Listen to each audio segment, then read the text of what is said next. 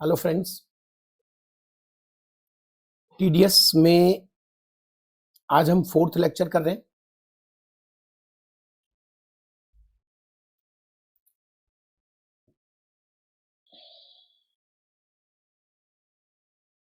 और सीक्वेंस हमने पकड़ा था, ये सारा कंप्लीट किया था हमने। एक बार आप चेक करो। 194E। वैसे तो देखिए टीडीएस में आपके सिलेबस में जो है ऐसा सेक्शन जो जहां पर पेई या तो ओनली रेजिडेंट है या पेई रेजिडेंट नॉन रेजिडेंट दोनों है, ये आपके सिलेबस में है। जहां पर रिसिपिएंट जिसका टीडीएस कट रहा है या तो वो सिर्फ रेजिडेंट के केस में है, जैसे कोई भी सेक्शन उठा लीजिए, ये सेक्शन उठा लीजिए 194 डीए ओनली फॉर रेजिडेंट, काटने वाला नहीं, जिसका कट रहा है वो रेजिडेंट है तो यहां आएगा। एनआर है तो कोई और सेक्शन है, वो फाइनल में पढ़ना है। उसी तरह पीछे आ जाइए, यहां भी देखिए रेजिडेंट लिखा आपको मिलेगा। तो या तो ऐसे सेक्शंस आपके कोर्स में है जिसमें पेई का रेजिडेंट ही होना है, और या ऐसे सेक्शन भी है आपके कोर्स में जिसमें रेजिडेंट नॉन रेजिडेंट दोनों होता है। जैसे यहां लिखा है देखिए ऑनलाइन गेमिंग में एनी पर्सन, जैसे लॉटरी वॉटरी में देखिए लिखा हुआ है any person, resident non resident दोनों आएगा। तो मैंने क्या बोला आपको बताऊं, आपके इंटरमीडिएट के सिलेबस में या तो वो सेक्शन पढ़ना है जहां पर पेई का रेजिडेंट होना है या पेई रेजिडेंट नॉन रेजिडेंट दोनों हो सकता है। ये आपके सिलेबस में नहीं है जहां पर पेई ओनली एनआर है। ऐसे बहुत सारे सेक्शन है जहां पर पेई सिर्फ एनआर है, वहां की टीडीएस है। जैसे जहां पर पेई सिर्फ रेजिडेंट है, आप अगर इस सेक्शन को देखो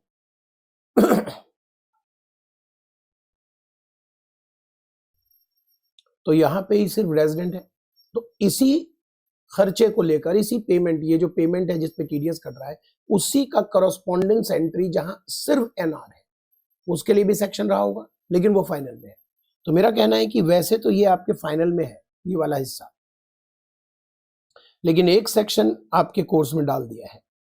सिंस ये बड़ा फेमस है, तो प्रचलन में है, फेमस है, इसलिए ये हो सकता है डाल दिया हो। आसान है, सिंपल है। यहां पर क्या है कि जो भी विदेशी स्पोर्ट्समैन इंडिया आते हैं, स्पोर्ट्स पर्सन, मैन वुमेन जो भी है, जो विदेशी नागरिक है, ये बहुत जरूरी है समझना, क्योंकि एनआर तो कोई भी हो सकता है। मान लीजिए हमारा ही क्रिकेट के खिलाड़ी पूरे साल test series, one day series, T20 series के लिए बाहर ही रहे, तो पूरे साल अगर वो मान लो 50 दिन भी इंडिया में नहीं रहे तो वो नॉन रेजिडेंट तो वैसे ही हो गए।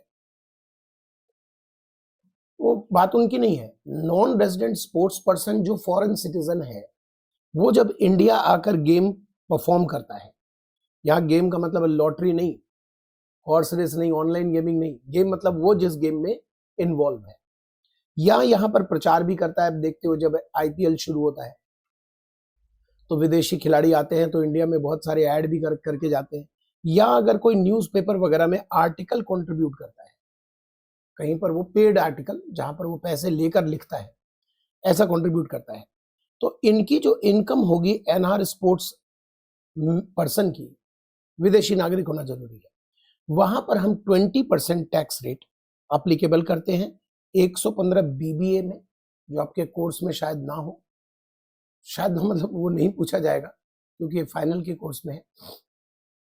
लेकिन टीडीएस का रेट 194E में 20% काटा जाता है, और टीडीएस चूंकि एनआर को जा रहा है तो सरचार्ज भी लग सकता है, तो लगेगा। हेल्थ एजुकेशन सेस तो लगेगा ही लगेगा। ठीक है जी, तो ये वाला हिस्सा भी आप याद रखेंगे तो अच्छी बात है, बुरी बात नहीं है। 115 बीबीए में टैक्स का रेट भी वही है और टीडीएस का रेट भी वही है। जो एनआर स्पोर्ट्स एसोसिएशन है, एसोसिएशन जैसे हमारा एसोसिएशन है क्रिकेट वाला बीसीसीआई, वैसे विदेश में भी होगा। तो मान लेते हैं कि विदेशी इंडिया में कोई सीरीज भी, ऐसा मान लेते हैं इंडिया में अभी न्यूजीलैंड की सीरीज हुई थी, समय गुजर गया, तो न्यूजीलैंड की इंडिया में एक सीरीज चली थी, टेस्ट सीरीज। तो जितने भी खिलाड़ी हैं न्यूजीलैंड के, वो नॉन रेजिडेंट है इंडिया के लिए और वो फॉरेन सिटीजन भी है। उनको जो भी गेम इंडिया में परफॉर्म हुआ उसके लिए पैसे मिले होंगे, उस पैसे पर 20% फ्लैट टैक्स है और टीडीएस भी 194E में 20% डिडक्ट होगा flat. Surcharge health education cess वो अपनी जगह तो लगेगा। फिर जो न्यूजीलैंड क्रिकेट एसोसिएशन है उनको भी एक गारंटेड अमाउंट दिया जाता है एवरी गेम के ऊपर, उनका भी टैक्स रेट इंडिया में 20 है तो टीडीएस भी 20 के रेट से डिडक्ट होगा। उसके बाद जितने भी इंडिया में एनआर एंटरटेनर आते हैं जो फॉरेन सिटीजन है, जैसे आईपीएल में चेयर गर्ल्स वगैरह होती हैं बाहर की, तो वो एंटरटेनर है, नॉन रेजिडेंट है, फॉरेन सिटीजन है। जैसे कोई बाहर का म्यूजिशियन आ गया इंडिया में बैंड परफॉर्म करने, मैजिशियन आ गया, मैजिशियन वो भी एंटरटेनर कहलाते हैं। तो म्यूजिशियन है, मैजिशियन है, सिंगर है, कोई और भी जो भी एंटरटेनर इंडिया में आते हैं परफॉर्म करके जाते हैं, वो जो भी कमाई करेंगे उस पर भाई जिसने भी जो भी पेमेंट करना है, जो भी ऑर्गेनाइजर है वो पे करेगा। तो उस पेमेंट पर 20% इनकम टैक्स भी है 115 बीबीए में और 20% टीडीएस कटेगा 194E में। तो 3 लोग हैं जिनके लिए कटेगा, एक NR sports person foreign citizen होना चाहिए, एनआर एसोसिएशन स्पोर्ट्स एसोसिएशन और एनआर एंटरटेनर जो फॉरेन सिटीजन होना चाहिए। इंडिया में जब वो परफॉर्म करते हैं अपने लिए तो जो इनकम जनरेट होती है उसके ऊपर 20% का टीडीएस रेट है 194E में। याद रखिएगा, मान लीजिए कि एग्जाम में वो कहते हैं 5 लाख का पेमेंट हुआ और आपसे कहेंगे टीडीएस काट के बताओ कितना अमाउंट कटेगा, तो आप 20.80 काटिएगा क्योंकि 20 हो गया टीडीएस और 4% हो गया हेल्थ एजुकेशन सेस। लेकिन अगर वो कहते हैं कि मान लो 70 लाख का पेमेंट गया तो 70 लाख पर अगर वो इंडिविजुअल है तो 50 लाख के ऊपर 10% टीडीएस रेट आ जाएगा। तो इसका मतलब आप 20 + 10 + 4 मतलब 22.88% टीडीएस काटिएगा। ये एग्जाम में जरूरी है, याद रखना। क्लियर है? जी कर लिया था हमने। अब देखिए 2 मिनट लगाकर मुझे आप रिवाइज करके दीजिए। 194D है, 194G है, ये 2 रिवाइज कीजिए जल्दी से, चेक कीजिए, आप निकालिए, आपके पास नोट्स है। ये है इंश्योरेंस कमीशन,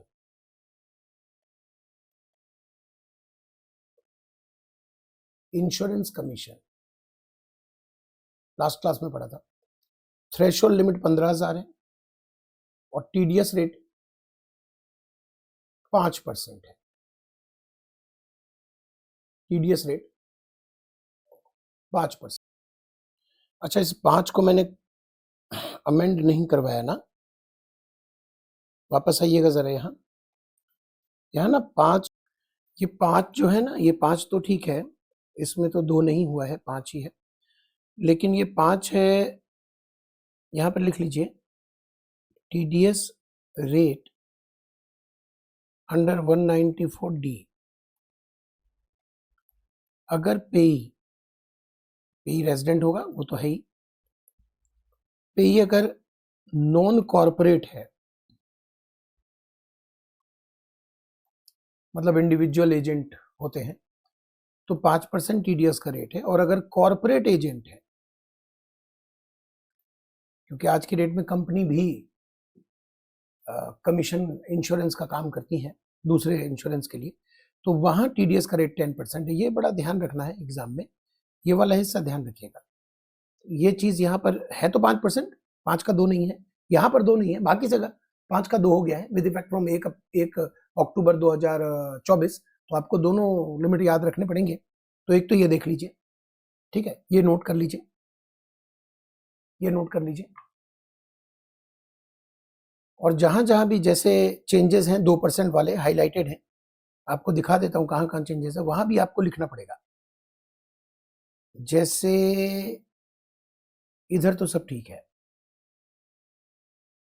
जैसे मान लीजिए यहां देखिए 194D है, यहां पर आप स्टार लगाकर ऊपर में लिख लीजिए कि 30 सितंबर 24 तक 5 था और 1 अक्टूबर 24 से 2 हो गया। साइड में नहीं भी लिखेंगे तो चलेगा, मैंने लास्ट में एक जगह दिया हुआ है, मैंने लास्ट में एक जगह ना दे रखा है कि जो चेंजेस हुए हैं ना ये देखिए पेज नंबर आ जाइए 39 पे। यहां देखिए मैंने यहां पर सेक्शंस और एग्जिस्टिंग रेट और न्यू रेट दिया हुआ है। न्यू रेट अप्लीकेबल है 1 अक्टूबर 2024 से। तो दोनों रेट आपको रटने पड़ सकते हैं कि 1 अक्टूबर से पहले अगर पेमेंट गया तो ये वाला टीडीएस रेट है, 1 अक्टूबर के बाद पेमेंट गया तो ये टीडीएस रेट है। आप क्या कर सकते हैं, आपके ईयर में ही सरकार बनी, आपके ईयर में ही बजट आया, तो जब भी सरकार बनती है उस ईयर में तो दिक्कत आती है। जैसे 2026 ऑनवर्ड्स के बच्चे 2026 में एग्जाम देंगे, 27 में देंगे, उनके लिए नया रेट है, पुराने से कोई मतलब नहीं, उनके लिए नया रेट है, बात खत्म हो गई, पुराने से कोई मतलब नहीं। ठीक है, वापस आते हैं। यहां हम पढ़ रहे थे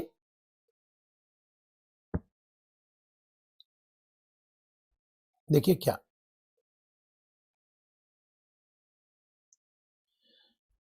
मैं आपको ये बता रहा था कि 194D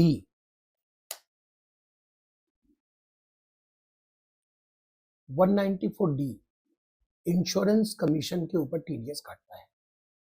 करेक्ट है जी।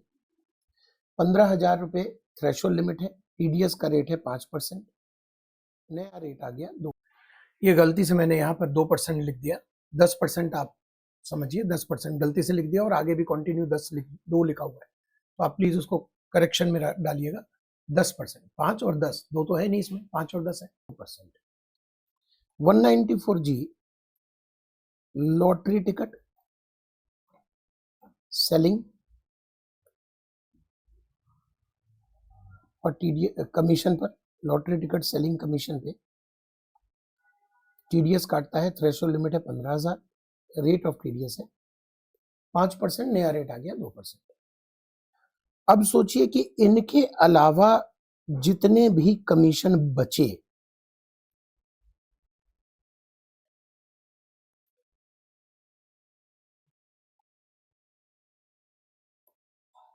कमीशन बचे, ब्रोकरेज बचा, ब्रोकरेज जितने भी हैं उन पर थ्रेशोल्ड लिमिट है 15,000 और टीडीएस का रेट 5 था, अब 1% हो गया, 2% हो गया। तो पहले 5 था, अब 2% हो गया टीडीएस का रेट।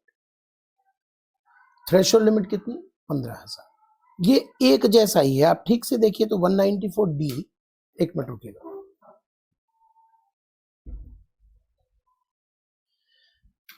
194D इंश्योरेंस कमीशन, ये तीनों सेक्शन कमीशन का है, ब्रोकरेज का है। ब्रोकरेज कमीशन लगभग एक ही बात होती है, तो ये तीनों सेक्शन ब्रोकरेज और कमीशन पर है। इंश्योरेंस कमीशन के लिए डी है, लॉटरी टिकट सेलिंग पे जी है, और इनके अलावा जितने भी कमीशन और ब्रोकरेज बच गए उसके लिए एच है। अब कोई भी आप ले लो, अब मुझे एक बिजनेस में मशीन खरीदनी है, एक एजेंट ने मुझे अच्छी मशीन दिलाई, मशीन करोड़ों की है, तो वो एजेंट के थ्रू दिलाना पड़ता है, देखना पड़ता है कि मुझे सेकंड हैंड बढ़िया कहाँ मिलेगा। सेकंड हैंड, फर्स्ट हैंड तो खैर बाजार से डायरेक्ट मिलेगा, तो सेकंड हैंड ब्रोकर बैठे होते हैं, एजेंट बैठे होते हैं कि अच्छे कंडीशन में हम आपको दिलवा देंगे।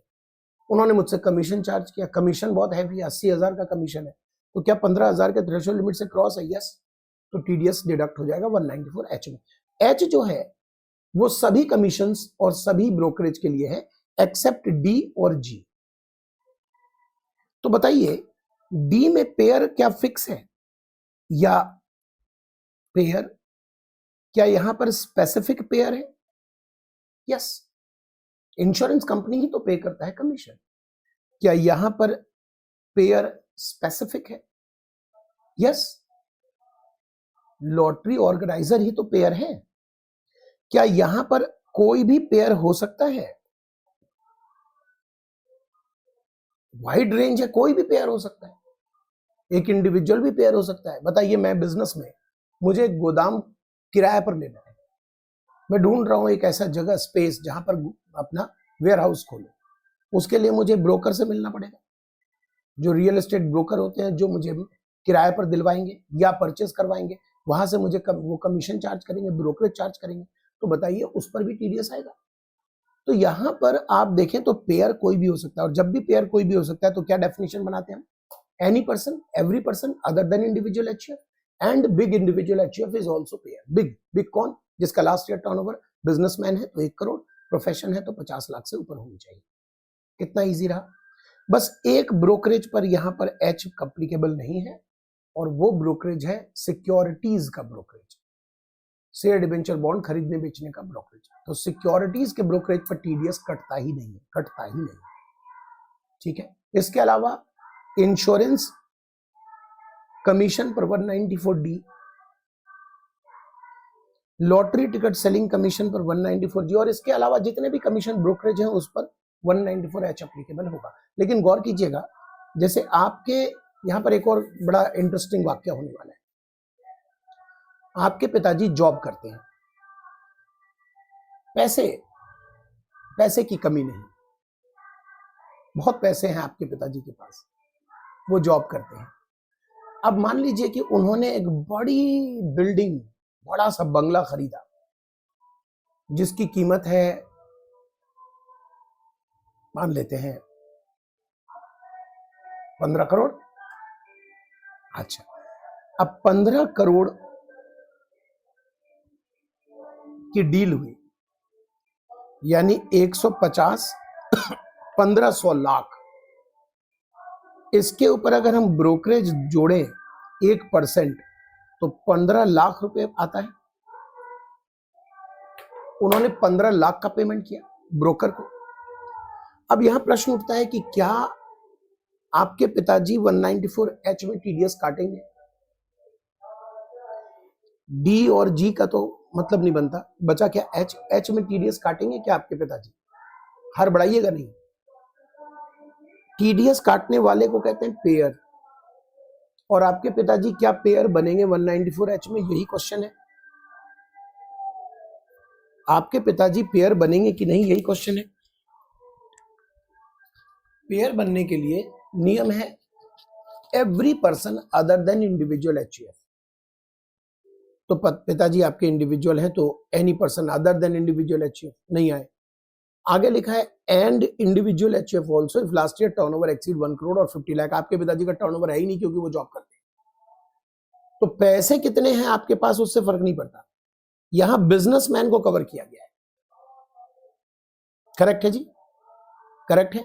ध्यान रखिएगा, आपके पिताजी ब्रोकरेज के ऊपर टीडीएस काटेंगे कि नहीं? जवाब है अभी तक तो कोई सेक्शन नहीं पैदा हुआ जो कहे कि काटेंगे, लेकिन क्या बाद में कोई सेक्शन आ सकता है? Wait and watch. फिलहाल का जवाब है नो, क्योंकि इसमें आए नहीं। एच क्लियर करा दिया मैंने, पहला सेक्शन पढ़ा आज हमने एच, काफी टाइम लगाया। आई कहता है कि रेंट के ऊपर टीडीएस है, और रेंट तो कोई भी पे कर सकता है, रेंट मकान का नहीं। वैसे तो रेंट बोलते ही मकान याद आता है, मकान जमीन का रेंट। सर मैं अगर लोहे का व्यापारी हूं तो मुझे खाली जमीन की जरूरत पड़ती है जहां पर मैं अपना स्टॉक रख सकूं। खाली जमीन की जरूरत पड़ेगी जहां पर मैं अपना स्टॉक रख सकूं। तो जमीन, हाँ जमीन क्यों नहीं। एयरक्राफ्ट कंपनी जब लैंड करती है एयरपोर्ट पे तो एयरपोर्ट अथॉरिटी को वो रेंट पे करते हैं। हाँ, पार्किंग जैसा रेंट पे होता है, जितने घंटे रहे उतने घंटे का रेंट देना पड़ता है। तो जमीन का रेंट, व्हाई नॉट, जमीन का रेंट बिल्कुल हो सकता है। तो रेंट मकान का, जमीन का, मशीन का, फर्नीचर का, किसी भी चीज का रेंट हो सकता है। तो रेंट कोई भी पे कर सकता है। दैट्स वाई यहां पर पेयर की परिभाषा में फिर से वही भाषा लगेगा, every person except individual HUF and big individual HUF. Big का मतलब क्या है? पैसे वाला नहीं, बड़ा बिजनेस वाला, business profession. Last year turnover 1 crore से ऊपर बिजनेसमैन है तो प्रोफेशन है, तो लास्ट ईयर टर्नओवर 50 लाख से ऊपर होना चाहिए। यहां पर थ्रेशोल्ड लिमिट है 2,40,000। थ्रेशोल्ड लिमिट कितनी है? 2,40,000। थ्रेशोल्ड लिमिट है 2,40,000। 2,40,000 की थ्रेशोल्ड लिमिट है, और टीडीएस डिडक्ट होगा 2% और 5%। अगर आप प्लांट मशीनरी का रेंट दे रहे हो तो 2%, फर्नीचर का, बिल्डिंग का, जमीन का या अदर कोई किसी चीज का दे रहे हो तो 10% टीडीएस डिडक्ट होगा। थ्रेशोल्ड लिमिट है 2,40,000, थ्रेशोल्ड लिमिट है 2,40,000 और टीडीएस डिडक्ट होगा 2% और 10%। अगर प्लांट मशीनरी का किराया है तो 2, और लैंड बिल्डिंग अदर चीजों का किराया है तो 10। मान लीजिए मैंने एक बिल्डिंग किराए पर लिया, मैं बिजनेसमैन हूं, मैं बिग बिजनेसमैन हूं, टर्नओवर लास्ट ईयर करोड़ के ऊपर, तो मैंने एक बिल्डिंग किराए पर ली, साथ में कुछ मशीन भी किराए पर ली, मशीन और बिल्डिंग दोनों किराए पर ली। तो जो मैं रेंट पे कर रहा हूं, थ्रेशोल्ड लिमिट है 2,40,000। ये थ्रेशोल्ड लिमिट पेयर और पेई का देखना है, सामान का नहीं। मान लीजिए राम से मैंने रेंट पे लिया है मकान और राम से ही मैंने रेंट पर लिया है मशीन, तो मैं राम को जो पे करूंगा पूरे साल में वो 240 के ऊपर जाना चाहिए। प्लांट का जो पे करूंगा वो नहीं, मशीन का जो पे करूंगा वो नहीं, फर्नीचर का जो पे करूंगा वो नहीं, राम को जो पे करूंगा, यानी पेयर पेई के बीच में जो पेमेंट जा रहा है वो 240 के ऊपर होना चाहिए। थ्रेशोल्ड लिमिट में यहां पर ऐसे अप्लाई होना है। मान लीजिए मैंने राम से बिल्डिंग किराए पर लिया और रमेश से फर्नीचर किराए पर लिया, तो रमेश को जो पे कर रहा हूं वो 240 वाली लिमिट चेक करेंगे, राम को जो पे करूंगा वो 240 की लिमिट चेक करेंगे, दोनों का अलग अलग चेक होगा। यहां तक कि एक मकान मैंने रेंट पर लिया है जिसके मालिक राम और उनकी पत्नी दोनों हैं, को ओनर होते हैं। तो जब को ओनर है तो मैं मकान का रेंट कितना दे रहा हूं वो नहीं देखूंगा, पेयर को कितना दे, पेयर पेई को कितना दे रहा है, तो मैंने राम को कितना दिया वो अलग देखूंगा, मैंने उनकी पत्नी को कितना दिया अलग देखूंगा। मान लीजिए दोनों को मिलाकर 3 लाख दे रहा हूं, तो 1.5 लाख दोनों को दे रहा हूं, तो 1.5 लाख दोनों को दे रहा हूं, तो थ्रेशोल्ड लिमिट 2,40,000 को क्रॉस नहीं कर रहा। इंडिविजुअल पेयर पेई का थ्रेशोल्ड लिमिट चेक किया जाएगा। सामान के रेंट जितना मैं पे कर रहा हूं, सामान कितना मैंने लिया उससे फर्क नहीं पड़ेगा, पेयर कौन है पेई कौन है, 1 to 1 पेयर पेई का थ्रेशोल्ड लिमिट चेक करना है। इसके बहुत एग्जांपल रखे मैंने, घबराऊंगा। लिखा है को ओनर के केस में थ्रेशोल्ड लिमिट हर ओनर के लिए अलग अलग अप्लाई किया जाएगा। मैं ये बोल रहा था कि मान लीजिए मैंने राम से मकान किराए पर लिया, मकान का किराया 25,000 रुपए पर मंथ है, 3 लाख रुपए हो गया किराया साल का, थ्रेशोल्ड लिमिट क्रॉस कर गया। मैं बड़ा इंडिविजुअल हूं, मतलब मैं टीडीएस में लायबल हूं काटने के लिए, और राम से ही मैंने कुछ मशीन भी रेंट पे लिया है और मशीन का किराया मैं पूरे साल में दे रहा हूं 60,000 रुपए, 5,000 महीना। तो देखिए मशीन का किराया 60,000 दे रहा हूं, बिल्डिंग का किराया 3 लाख दे रहा हूं, लेकिन मैं कैसे चेक करूंगा थ्रेशोल्ड लिमिट? 3,60,000, बिकॉज देने वाला लेने वाला 1 to 1%। मैंने राम को कितना दिया? 3,60,000 रेंट के नाम पे, रेंट के नाम पे मैंने राम को कितना दिया? 360। तो मैं 360 पर फोकस करूंगा, क्या ये थ्रेशोल्ड लिमिट को क्रॉस कर रहा है? यस, तो टीडीएस कटेगा। अब टीडीएस काटते समय मैं 60,000 चूंकि प्लांट मशीनरी का रेंट दे रहा हूं, तो 60,000 पर 2% काटूंगा और 3 लाख पर 10% काटूंगा। ध्यान दीजिएगा, ये एग्जाम में बहुत इंपॉर्टेंट इसीलिए हो जाता है, ध्यान दीजिएगा, ये इंपॉर्टेंट इसलिए हो जाता है क्योंकि यहां पर दो जो टीडीएस के रेट है वो दोनों एक ही पेमेंट के ऊपर एप्लीकेबल हो जाते हैं। जैसे कि मैंने अभी आपको एग्जांपल दिया, राम को 3 लाख पे कर रहा हूं मकान का, तो उस पर 10% टीडीएस दूंगा, काटूंगा, और राम को प्लान मशीनरी का 60,000 पे कर रहा हूं तो उसमें 2% टीडीएस काटूंगा। बहुत ट्रिकी है। मैं अगर इसे बोल दूं ये मोस्ट इंपॉर्टेंट है एग्जाम के लिए, तो गलत नहीं होगा। तो पहले तो कौन टीडीएस काटेगा ये कंफर्म कर लीजिए, थ्रेशोल्ड लिमिट क्या है ये कंफर्म कर लीजिए, टीडीएस का रेट क्या है ये कंफर्म कर लीजिए। इसके बाद यहां पर नहीं, हर जगह एक छोटी सी समस्या है। जब भी इंडिविजुअल एचयूएफ को टीडीएस काटना पड़ रहा है,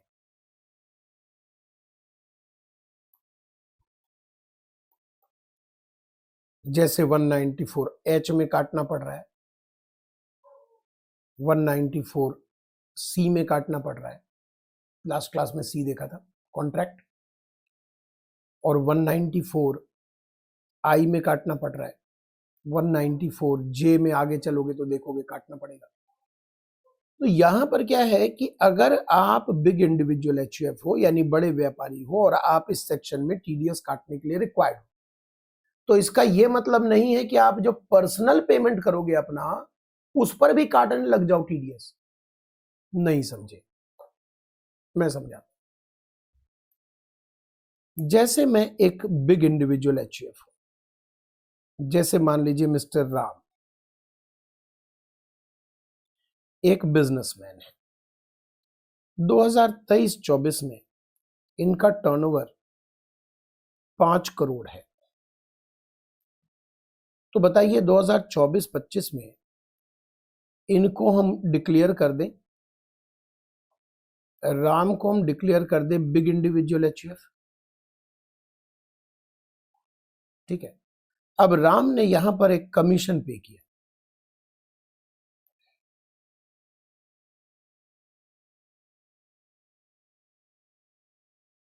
फैक्ट्री बिल्डिंग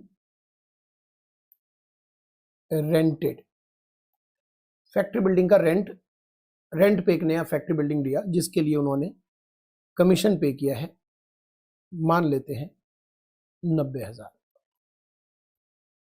तो कमीशन का टीडीएस किस सेक्शन में आएगा? तो राम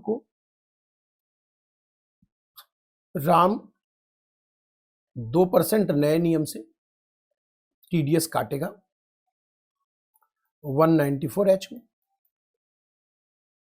चेक करके बताइए, कंफर्म कीजिए, 1 मिनट लगाइए। एच देखना है एच देखिए, नहीं देखना है नहीं देखिए, लेकिन 1 मिनट लगाइए और कंफर्म कीजिए कि आपको ये बात समझ आई कि नहीं, उसके बाद ही मैं आगे बढ़ूंगा, ठीक है। इसको कंफर्म कीजिए जल्दी से, कंफर्म।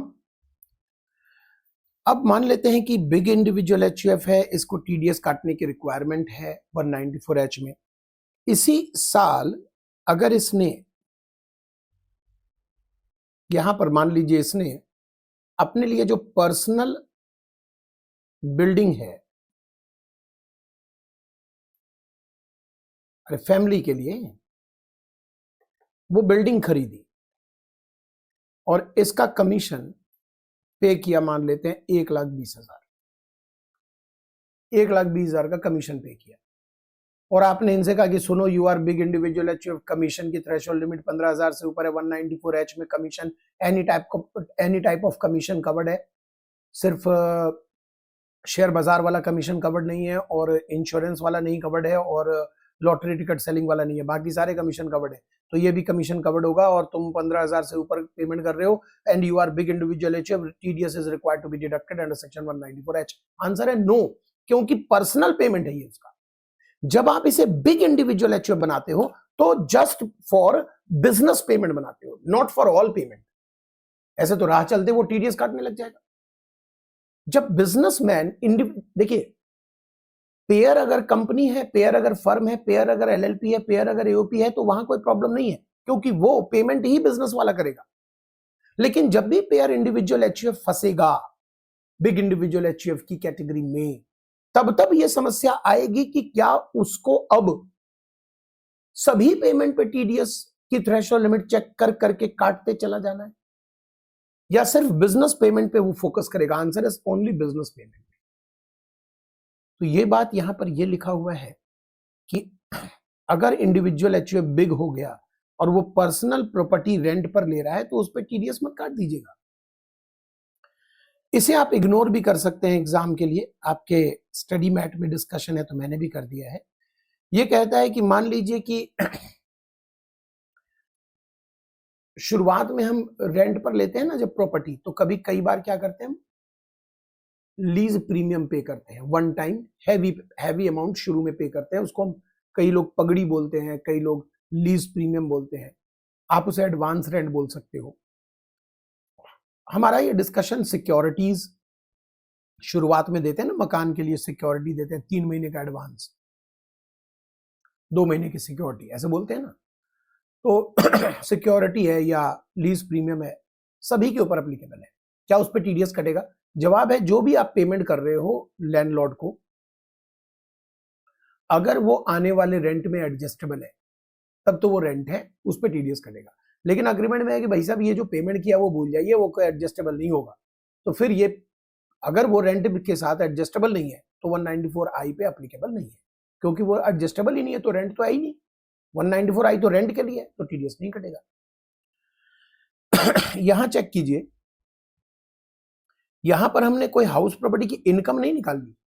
होता क्या है कि जब आप रेंट सुनते हो तो ऑलवेज आपका माइंड चलता है रेंट, मकान, हाउस प्रॉपर्टी इनकम, ऐसे चलने लगता है। यहां मैं कोई हाउस प्रॉपर्टी की इनकम नहीं निकाल रहा हूं। तो पहली बात तो ये कि रेंट सिर्फ मकान का नहीं, किसी भी चीज का हो सकता है, पहली बात तो ये। दूसरी बात, रेंट मकान मालिक को पे किया जाए ये जरूरी नहीं है। किसी को भी आप रेंट पे कर रहे हो, थ्रेशोल्ड लिमिट क्रॉस कर जाए, आप पेयर के डेफिनेशन में आते हो, आप पेयर की परिभाषा में आते हो, थ्रेशोल्ड लिमिट क्रॉस कर रहा है तो आपको टीडीएस काटना पड़ेगा। फिर आप मकान मालिक को रेंट दे रहे हो या किसे रेंट दे रहे हो उससे फर्क नहीं पड़ता। जैसे यही यहां पर यही हुआ है। ये जो बुजुर्ग आदमी है रेजिडेंट, ये जो बुजुर्ग आदमी है, इन्होंने अपना मकान ए लिमिटेड को दिया। ए लिमिटेड ने 3 लाख का किराया इनको देना है, तो ए लिमिटेड तो टीडीएस काट ही रहा है 3 लाख। थ्रेशोल्ड लिमिट 240 है, थ्रेशोल्ड लिमिट क्रॉस कर गया, टीडीएस काटना है। बट ए लिमिटेड इस मकान का अभी उपयोग नहीं कर पा रहा, तो उसने बी लिमिटेड को सबलेट कर दिया और बी लिमिटेड 2,60,000 का पेमेंट कर रहा है ए लिमिटेड को। तो यहां बी लिमिटेड अपने आप को देखेगा कि वो पेयर है, वो रेंट का पेमेंट 260 कर रहा है, 240 को क्रॉस कर गया है, तो TDS is required to be deducted. तो 10% बी लिमिटेड 2,60,000 के ऊपर टीडीएस काटेगा ए के लिए, और ए लिमिटेड इस बुजुर्ग आदमी के लिए 3 लाख पर टीडीएस काटेगा। क्लियर है जी? सेकंड एग्जांपल देखिए। सेकंड एग्जांपल बहुत कॉम्प्लिकेटेड है, बहुत इंटरेस्टिंग है, एग्जाम बहुत इंटरेस्टिंग है। देखिए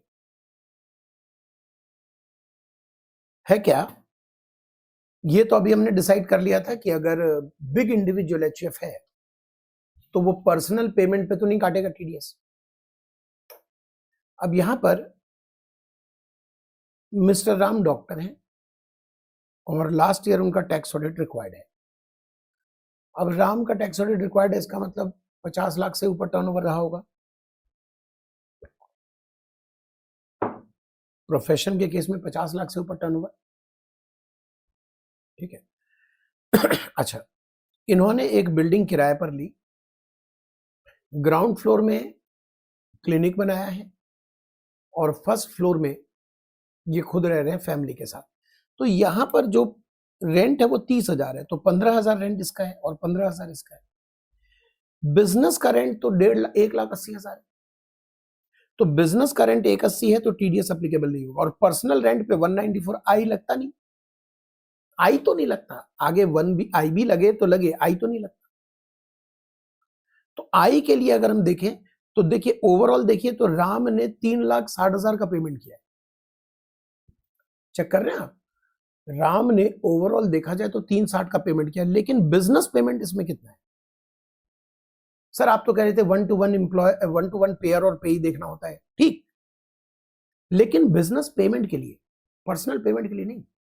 इसीलिए तो ये इंपॉर्टेंट हो जाता है एग्जाम के लिए, इंटरेस्टिंग हो जाता है कि यहां पर एक ही लैंडलॉर्ड को पेमेंट जा रहा है 30,000 पर मंथ, 3,60,000। देखा जाए तो राम लैंडलॉर्ड को 360 दे रहा है, लेकिन बिजनेस पेमेंट के लिए सिर्फ 180 दे रहा है। 180 पर्सनल रेंट है, तो पर्सनल रेंट पे टीडीएस अगर कटता भी है तो आगे एक सेक्शन आएगा, वहां चेक करेंगे, यहां तो नहीं कटता।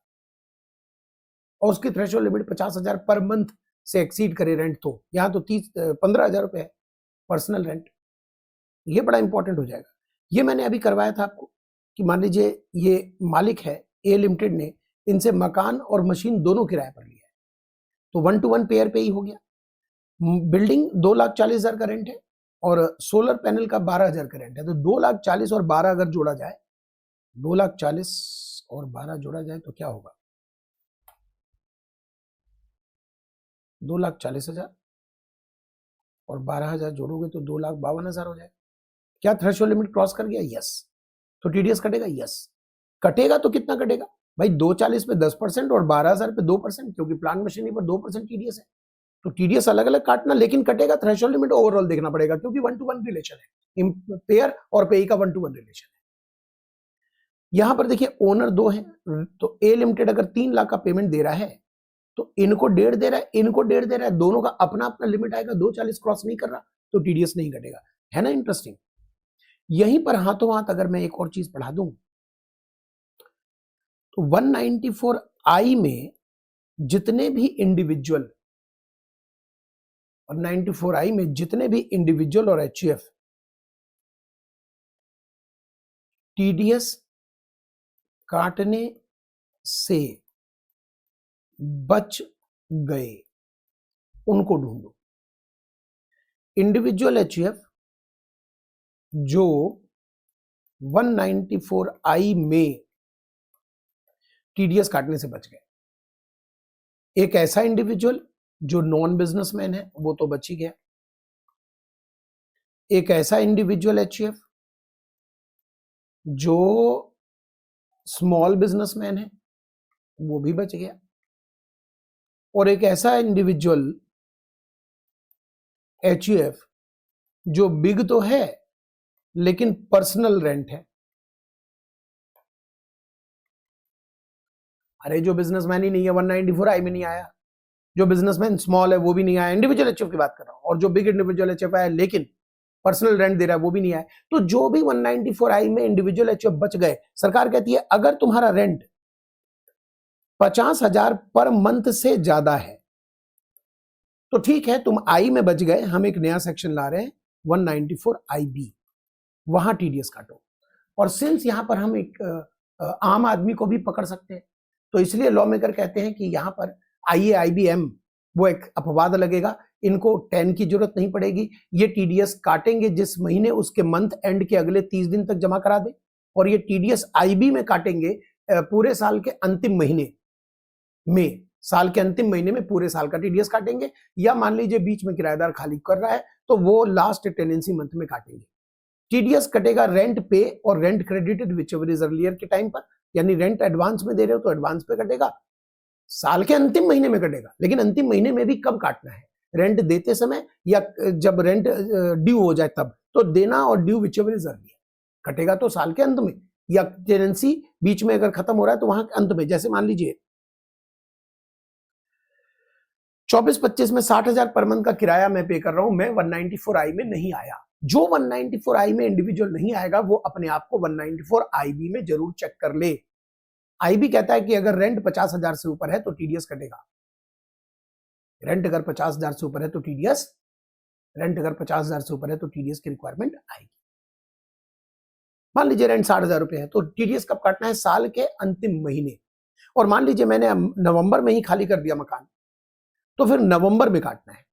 तो मान लीजिए अगर टेनेंसी बीच में खत्म हो रहा है तो वो महीना, या नहीं खत्म हो रहा है तो साल के अंतिम महीने। अंतिम महीने में भी कब काटूंगा, जब रेंट ड्यू होगा या जब रेंट पे करूंगा, व्हिचएवर इज अर्लियर। तो इसलिए यहां लिखा हुआ है इंडिविजुअल एचयूएफ जो 194I में नहीं आते, वो अगर रेंट दे रहे हैं किसी रेजिडेंट को 50,000 से ऊपर तो 2% का टीडीएस रेट है। 1 अक्टूबर ऑनवर्ड्स 2% हो गया। टीडीएस डिडक्ट होगा लास्ट महीने प्रीवियस ईयर के, और टेनेंसी बीच में खत्म हो गया तो वो टीडीएस कटेगा। इनमें से जो भी पहले वाला महीना आएगा उसमें भी रेंट पेड और क्रेडिटेड व्हिचएवर इज अर्लियर। अगर आपने 194 IB देखा है, IA देखोगे, M देखोगे, तो ये तीनों आम आदमी को भी पकड़ रहे हैं। जिनको बिजनेस से कोई मतलब नहीं है वो भी बेचारे इसमें आते हैं। इसलिए सरकार कहती है कि आपको 10 की जरूरत नहीं है। और अगर मान लीजिए कि डिफॉल्टर पेन की कॉपी नहीं देता तो फिर टीडीएस तो 20% कटेगा। डिफॉल्टर पेन की कॉपी नहीं देगा तो टीडीएस 20% कटेगा।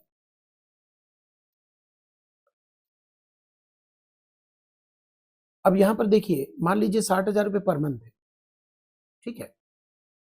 टीडीएस कब काटिएगा, टीडीएस अब कब काटेंगे, साल के अंतिम महीने। अंतिम महीने में टीडीएस पूरे साल की काटेंगे तो पूरा साल कितना है, 60,000 पर मंथ, तो 7,20,000 है टीडी, 7,20,000 है। 7,20,000 पर 2% टीडीएस आएगा। 2% टीडीएस होता है 14,400। तो 14,400 काट के अंतिम महीने जो 60,000 का रेंट है उसमें जो बच जाएगा 45,600 वो आप दे दीजिएगा। लेकिन मान लीजिए कि पेई ने आपको पेन नहीं दिया तो टीडीएस का रेट 20 हो जाएगा। अब 20 जब आप काटिएगा 7,20,000 के ऊपर 20%, तो जरा गौर कीजिए कि टीडीएस ही 1,44 है जबकि लास्ट महीने का किराया 60,000 है। तो बड़ा विडंबना हो गया, नहीं समझे। 60,000 रुपए पर मंथ का रेंट दे रहा हूं मैं, 50 से ऊपर दे रहा हूं तो 194 IB में फंस गया। देखिए जो आई में आ रहे हैं उनको तो छोड़ दीजिए, जो आई में नहीं आ रहे वो अपने आप को IB में जरूर चेक करें। अब IB में उन्होंने चेक किया 7,20,000 रुपए पूरे साल का रेंट है, अंत के महीने में 2% टीडीएस काटना है 14,400, वहां ठीक है 60,000 रुपए पे करना है अंतिम महीने किराया, 14,400 टीडीएस काट के जो बच गया वो पे कर देंगे। लेकिन मान लीजिए अगर मकान मालिक डिफॉल्टर निकला तो टीडीएस 20% काटना पड़ेगा। और 20% 7,20,000 का होता है 1,44,000, 1,44,000। अंतिम महीने का किराया ही 60,000 है, तो आप 1,44 कैसे काटिएगा? तो एक सबसेक्शन डाला गया है एग्जाम के लिए इंपॉर्टेंट, कि कभी ऐसी परिस्थिति में आप फंस जाएं जहां पर आपका टीडीएस ज्यादा काटना पड़ रहा है, रेंट ही उतना नहीं है, तो जितना रेंट है उतना ही टीडीएस काटिए। तो यानी ऐसे केस में टीडीएस कितना कटेगा? 60,000, 1,44 नहीं कटेगा। क्लियर है यहां तक? ठीक है। आज वैसे तो मैं रिकॉर्ड आगे भी करूंगा, बट आज किसी रीजन से एक छोटी क्लास रख रहा हूं, तो आप इसको जरा अच्छे से याद कर लीजिएगा। 4 क्लास हमने लगा दिया है, आज चौथी क्लास थी, छोटी सी क्लास लगाई है, छोटी सी क्लास है लेकिन आपको याद करना है अच्छे से, तब अगला क्लास लेंगे। तो 2-3 सेक्शन ही कवर किया आपने, टुकड़ों में आप याद करते चलो फटाफट।